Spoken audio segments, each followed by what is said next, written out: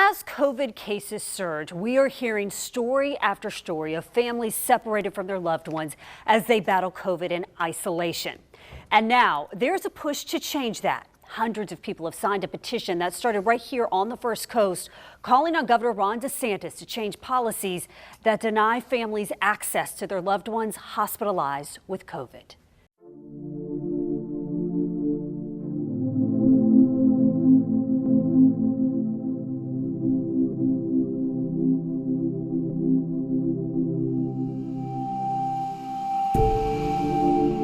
Mitch Arbelize is grateful for every moment. 30 years, 7 months, 4 days, and an hour and 40 minutes.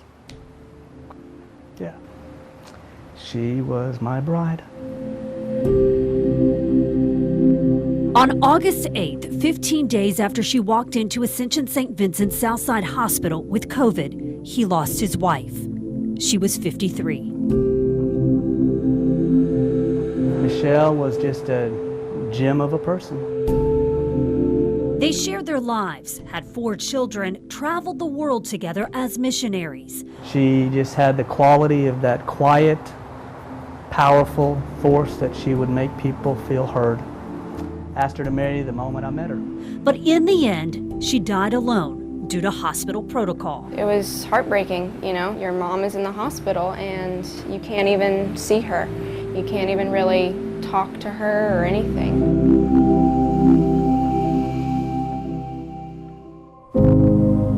Wednesday the 4th, we got a call. She had crashed. We drove to the hospital right away. They put us in protective gear, you know, the face shield, the mask. And we were allowed to be in there until they closed it off. The day before Michelle passed away, Mitch was given 2 hours with her. Worship music, praying for her, stroking her hair, telling her I love her. He says he was the only one allowed in her room at that time. Jaden said, "That's fine, Dad. I'll go downstairs. There's a little sitting area that I can see Mom's window." His 17-year-old daughter, Jaden, waited outside the hospital for about an hour. Then I looked up and there was construction workers. I told them the situation. I said, my mom is gonna die. Is there any way that I can get to that window? She says they gave her safety gear, led her to the roof, and allowed her to touch the window of her mother's hospital room. And I hear a knock on the window. And I go up there and there's Jaden in a hard hat, a safety vest, rubber boots. It was sad that I couldn't be there to hold her hand in that last day, those last hours.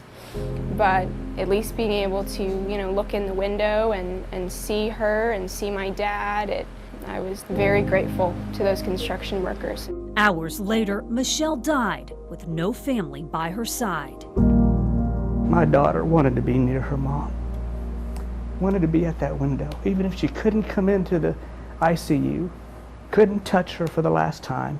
She wanted to be at that window and at least look in and be as close as she could to her mother in her final hours. Good night, my love. I love you. Michelle's husband and children don't want any other family to have to say goodbye that way. My last words to my mom were through a FaceTime call. I hope that no child has to go through that.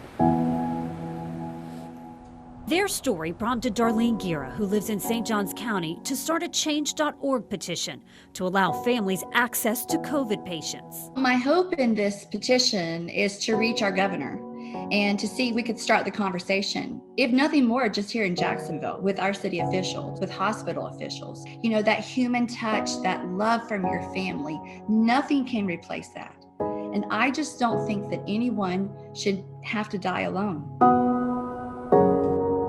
For the Arbelize family, the separation only compounded their heartache and grief.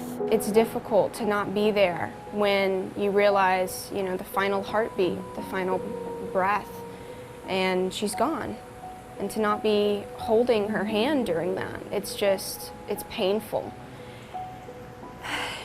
And yeah, I think it does need a change. I think it could change.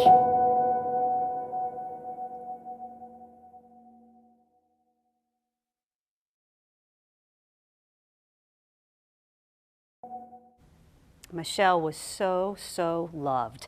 An Ascension St. Vincent citizen statement saying in part that we do everything possible to accommodate visitors within the parameters of our current policies and procedures, which are in place for everyone's safety, and did so in this case, with family members being permitted to visit multiple times over multiple days. It went on to say that we know how important and impactful it can be for a hospitalized patient to see loved ones, and we take this into account when making visitation adjustments. And they say that they just try right now to balance compassion with keeping everyone safe. And you can read the full statement and also find a link to that change.org petition in this story right now on firstcoastnews.com.